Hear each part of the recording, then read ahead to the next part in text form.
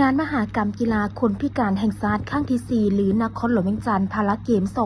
2025 ภายใต้คำขวัญมิตรภาพเสมอภาพและการพัฒนา ที่นครหลวงเวียงจันทร์รับเกียรติเป็นเจ้าภาพ ระหว่างวันที่ 14-19 ธันวาคมนี้ได้เปิดขึ้นอย่างเป็นทางการ ในตอนเช้ามื้อนี้อยู่สโมสรใหญ่มหาวิทยาลัยแห่งชาติภายใต้การเป็นประธานร่วมของท่านอาจสะพังทองศรีพันดรเจ้าของนครหลวงเวียงจันทร์ประธานคณะกรรมการจัดงานมหกรรมกีฬาคนพิการแห่งชาติครั้งที่ 4 และทานทองสลิดหมังหนอเมฆรัฐมนตรีกระทรวงศึกษาธิการและกีฬาให้เกียรติเข้าร่วมมีทานสนใจศรีพันดรนายกรัฐมนตรีพร้อมด้วยภรรยา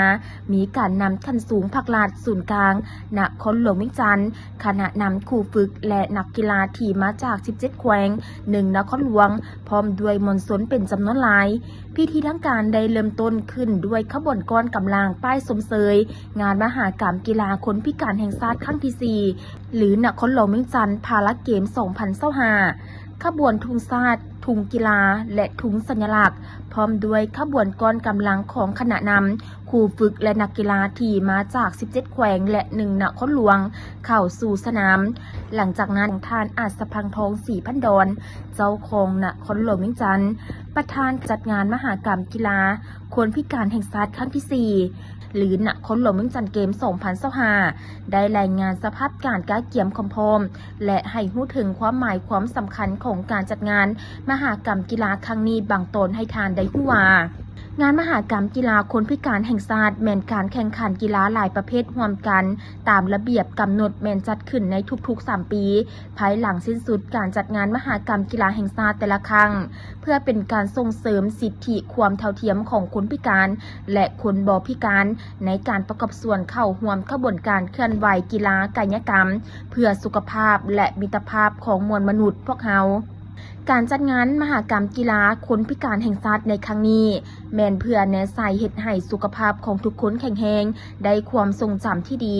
ได้ไมตรีจิตมิตรภาพแบบสหายไอ้น้องเพื่อนร่วมชาติเดียวกันสำคัญแม่นเฮ็ดให้คนอยู่ในสังคมรับรู้บทบาทความสามารถของคนพิการอยู่ในเวทีสากลก็คืออยู่ในขบวนกีฬา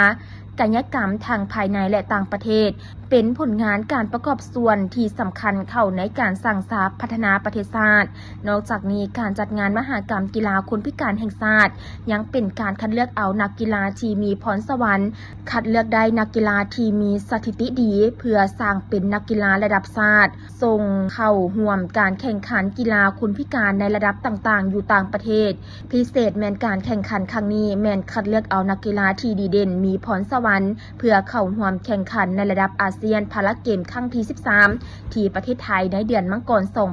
2026 ที่จะมาถึงนี้โอกาสเดียวกันท่านสนใจศรีพันดรนายกรัฐมนตรีได้ต่างหน้าการนำผักลัดและคณะกรรมการจัดการแข่งขันกล่าวเปิดงานมหกรรมกีฬาคนพิการแห่งชาติครั้งที่ 4 ว่าต่างหน้ารัฐบาลขอแสดงความสมเสยมาอย่างนครหลวงเวียงจันทร์เจ้าภาพกระทรวงศึกษาธิการและกีฬา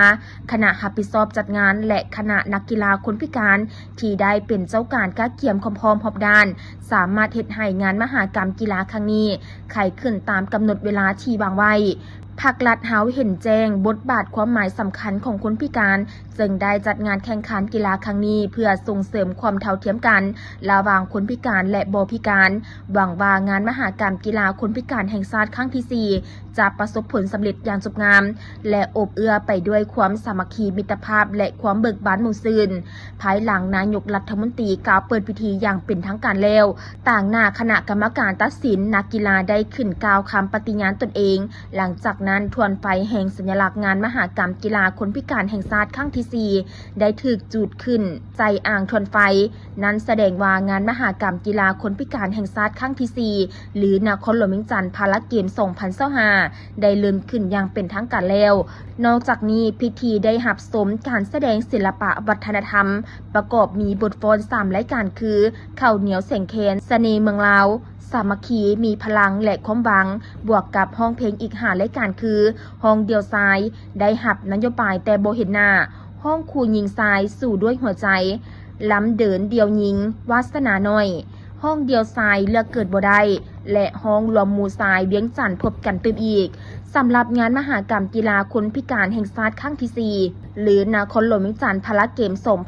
2025 เริ่มแข่งขันอย่างเป็นทางการในระหว่างวันที่ 14-18 ธันวาคมนี้มีทั้งหมด 9 ประเภทกีฬาคือยกน้ำหนักแล่นลานลอยน้ำบานบ่วงล้อเรือนโกนบานบอดเสียบานเตะคนพิการตา5 คนกีฬาดอกปีกไก่และกีฬาฟันดาบมีการแข่งขันทั้งหมด172รายการสิงไซเหรียญคำเหรียญเงินเหรียญทองอย่างละ172เหรียญมีคณะนักกีฬาจาก17แขวง1นครหลวงเข้าร่วมในนั้นมีคณะนำคู่ฝึกผู้ช่วย395ทานและนักกีฬา313ทานรวมทั้งหมด708ทานกำหนดเอาประทัดหลวงเป็นสัญลักษณ์และกำหนดเอานกยุงเป็นสัตว์นำโชค